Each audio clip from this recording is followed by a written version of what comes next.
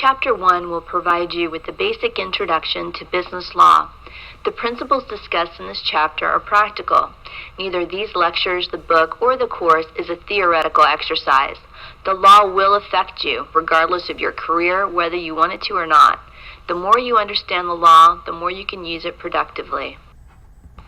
Here are two opposing thoughts on goodness.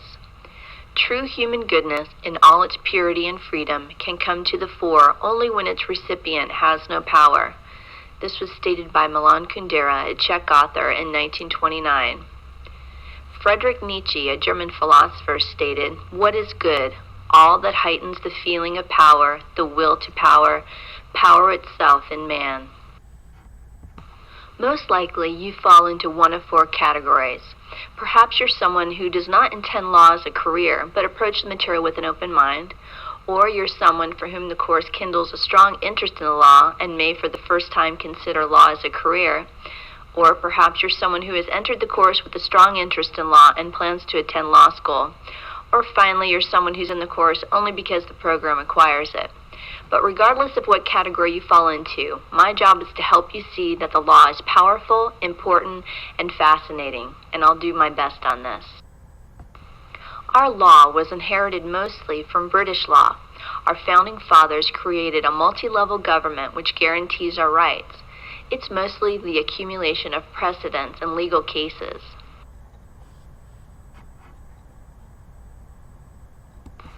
It can be very frustrating to citizens and even to lawyers when the law is quite complex.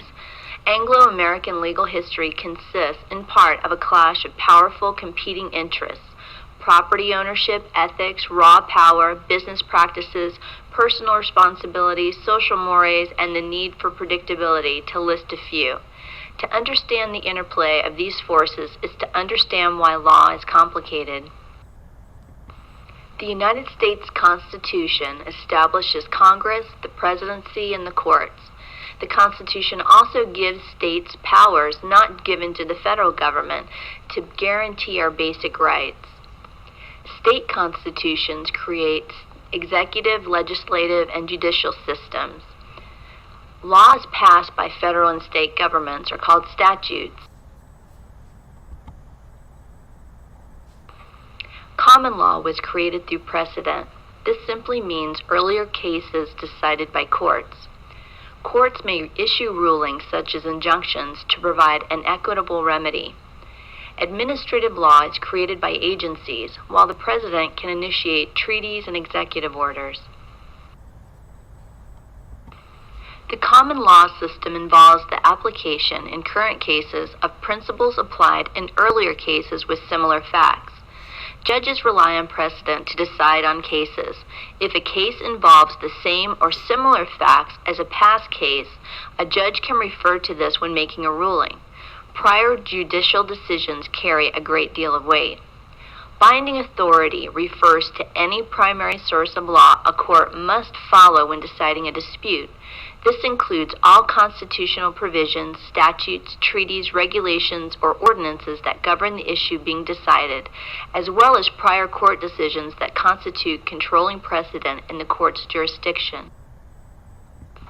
In a suit against the U.S. government for breach of contract, Boris Korczak sought compensation for services he had allegedly performed for the Central Intelligence Agency from 1973 to 1980. Korczak claimed that the government had failed to pay him an annuity and other compensation required by a secret oral agreement he had made with the CIA. The federal trial courts dismissed Korczak's claim, and Korczak appealed the decision to the U.S. Court of Appeals for the Federal Circuit.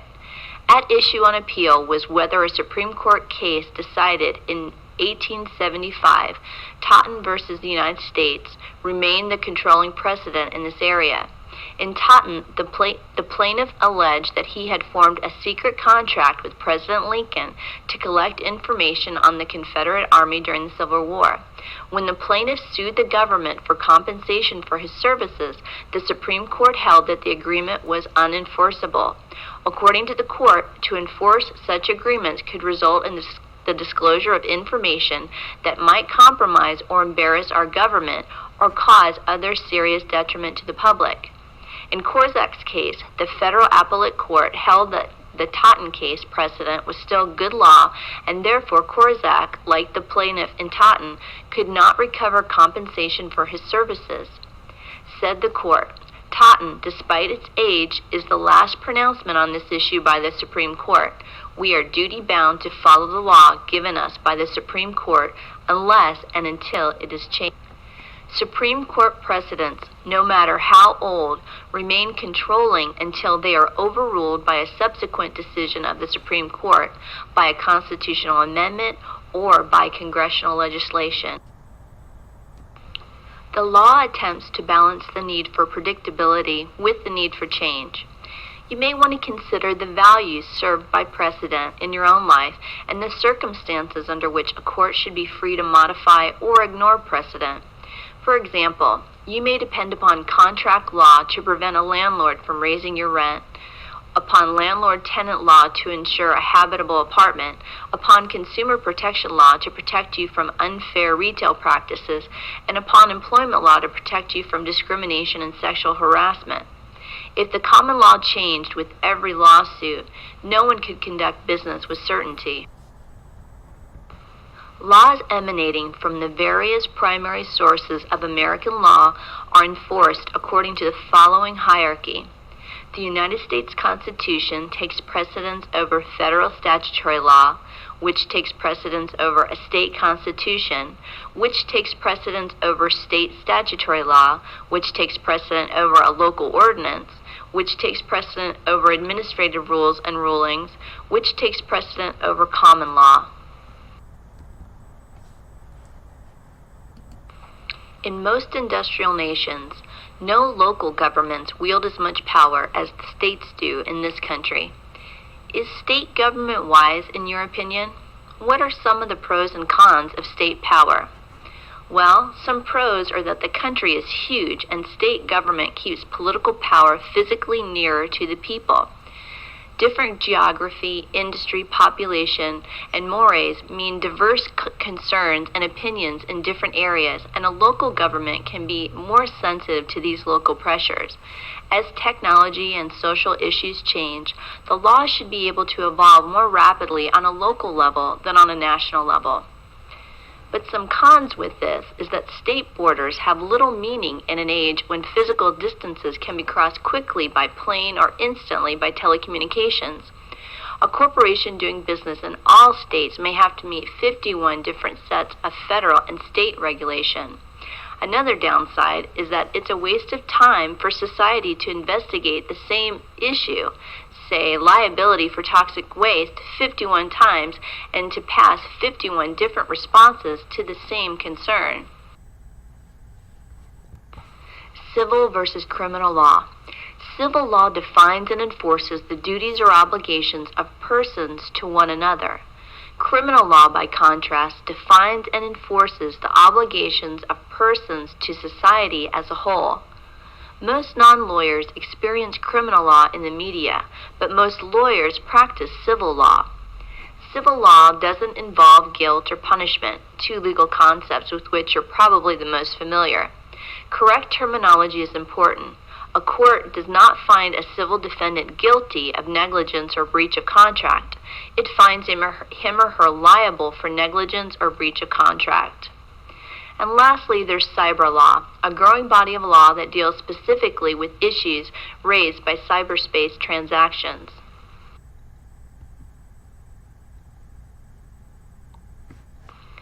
Every type of law will be either civil or criminal, and either substantive or procedural, and either public or private.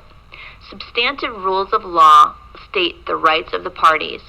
Substantive law consists of all laws that define, describe, regulate, and create legal rights and obligations. Procedural law consists of all laws that establish and regulate the manner of enforcing or vindicating rights established by substantive law. Procedural rules govern the conduct of legal proceedings.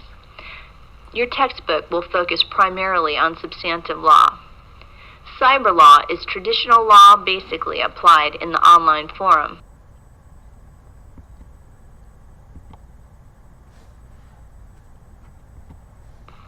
Law and morality don't always go hand in hand.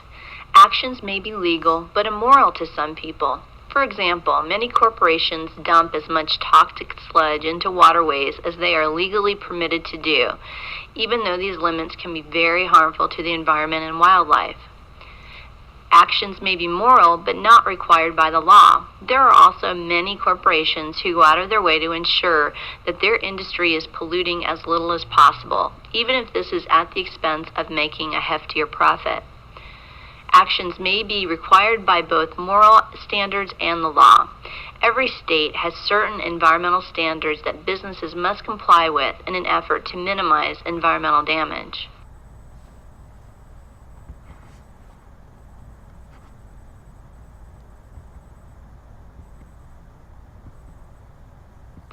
What is law? That depends on which view you take. According to legal positivism, law is what the sovereign says it is. Decisions stand regardless of morality. Under natural law, an unjust law is no law at all and need not be obeyed. Laws must have a good moral basis. Under legal realism, enforcement of the law is more important than the law itself. Enforcers determine if the law is applied in a fair and consistent way. Natural law is a system of universal moral and ethical principles that are inherent in human nature and that people can discover by using their natural intelligence.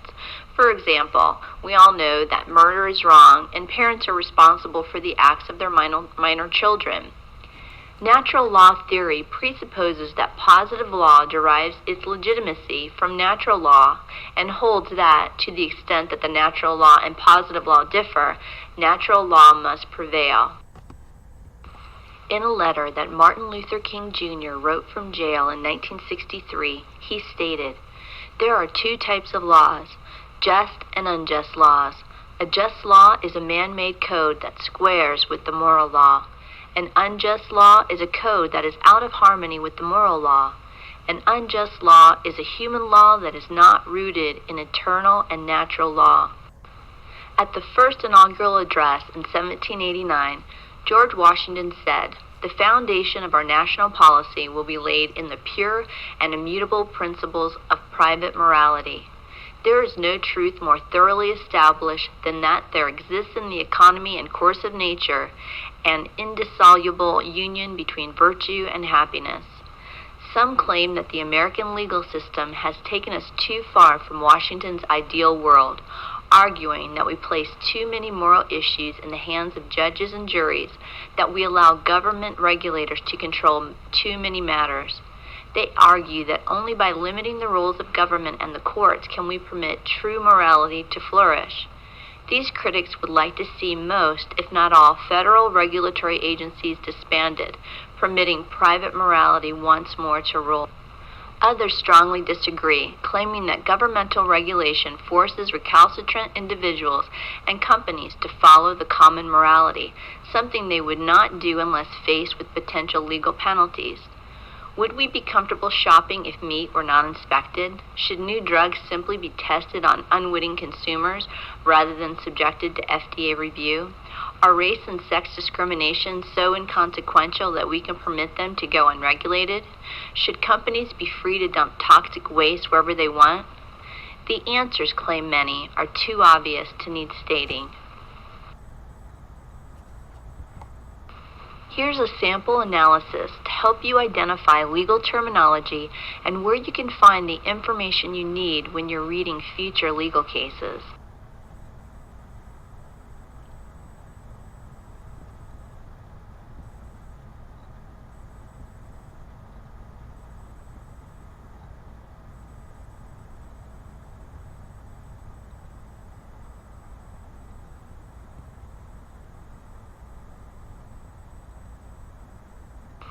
We depend upon the law to give us a stable nation and economy, a fair society, a safe place to live and work. But while law is a vital tool for crafting the society we want, there are no easy answers about how to create it. Legal rules control us, yet we create them. Congratulations, you made it through the first chapter. Now it's time to go to Blackboard and get started on the first quiz, essay assignment, and discussion board questions.